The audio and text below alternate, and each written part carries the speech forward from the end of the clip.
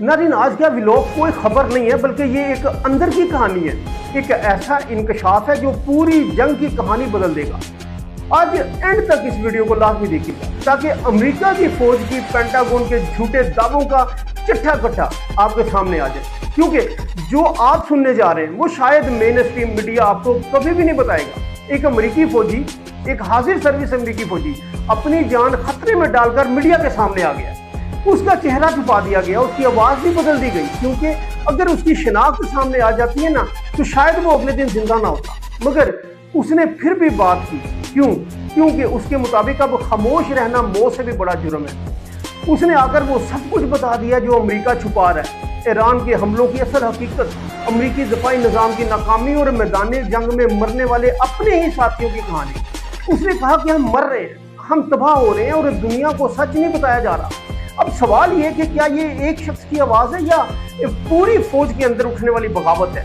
आपके मुताबिक ये सच है या एक बयानिया? यही वो सवाल है जिसका जवाब इस पूरी कहानी में छुपा हुआ है। और अब सुने वो सब कुछ जो उस फौजी ने दुनिया के सामने रख दिया। ये जो शख्स इस वक्त स्क्रीन पर आपको नजर आ रहा है, ये कोई आम आदमी नहीं है। ये वो शख्स है जो अपनी जान हथेली पर रखकर सच बताने के लिए आया है। इसे खुद नहीं पता अगले चंद घंटों में वो जिंदा भी रहेगा या नहीं, मगर उसने फैसला किया कि मरने से पहले हकीकत दुनिया के सामने रखनी चाहिए। उसका चेहरा छुपा दिया गया, आवाज भी बदल दी गई है, मगर इसके अल्फाज ने वो पर्दे चाक कर दिए जो बड़े बड़े इदारे छुपा रहे थे। इससे पूछा गया कि क्या तुम्हें डर नहीं लगता? उसने कहा कि हम पहले ही मर रहे हैं, हम तबाह हो रहे हैं, इससे बड़ा डर और क्या होगा? उसने कहा कि मैं आपको साफ बता दूं कि जो कुछ दिखाया जा रहा है वो सच नहीं है, हकीकत इससे कहीं ज्यादा खतरनाक है। उसके मुताबिक ईरान के ड्रोन्स ने अमेरिकी बेसिस पर वो तबाही मचाई है जिसकी मिसाल पहले कभी नहीं देखी गई। उसने कहा कि हमारे बहुत से लोग मारे जा चुके हैं, बहुत से जख्मी हैं, मगर ये सब कुछ छुपाया जा रहा है। उसने वाज़ेह किया कि कुवैत में मौजूद अमेरिकी अड्डे महफूज नहीं है, हम पर बराह रास्त हमले हो रहे हैं। और सबसे हैरान कुन बात यह कि उसने कहा कि अमेरिकी दिफाई निज़ाम तकरीबन नाकाम हो चुका है। वो सिस्टम्स जिन्हें दुनिया नाकाबिल शिकस्त समझती थी वो जमीन पर आ चुके हैं। उसने कहा हमारे पास अब कोई मौसर दिफा नहीं बचा, हम सिर्फ इंतजार कर रहे हैं कि अगला ड्रोन कब आता है और किसको लेकर जाता है। उससे पूछा गया कि तुम्हें पकड़ा जा सकता है? उसने कहा हो सकता है, मगर अगर मैं ना बोला तो फिर कभी कोई नहीं बोलेगा।